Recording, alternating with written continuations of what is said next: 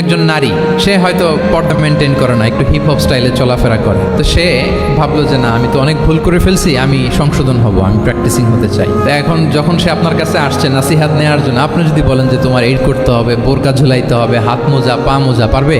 এ বলবে আগে যা ছিলাম ভালোই ছিলাম। তাকে একটু একটু করে বোঝাতে হবে, মানে এই হেজাব এটা কেন, হ্যাঁ, কাভারিং আওরা এটা কেন, কেন এটা করতে, এটা বেনিফিটটা আগে বুঝালেন যে Islam consider women as a queen, নারীকে ইসলাম কি হিসেবে কনসিডার করে?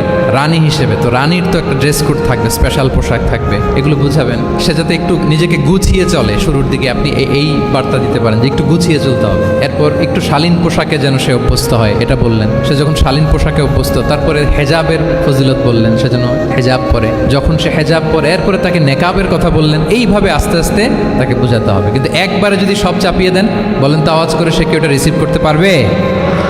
কারণ এই যে গ্রাজুয়ালিটি আর তাদাররুজ, এই সিস্টেমটা আপনি ভায়োলেট করেন নাই। একটু একটু করে বললে এটা মানুষের ফিতরাতের সাথেও যায়, তার নেচারের সাথেও যায়। আমরা মদ হারাম হওয়ার কথা জানি, কয়টা স্টেপে হারাম হয়েছিল মদ? একবারে যদি বলা হতো বন্ধ করার সহজ হতো সাহাবাদের জন্য?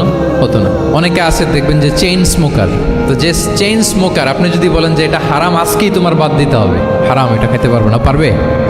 ও দুনিয়া সব বাদ দিতে পারবে, সিগারেট বাদ দিতে পারবে না। তো তারে কি করতে হবে? ফ্লেক্সিবিলিটি দিতে হবে, যে আস্তে আস্তে ছাড়েন।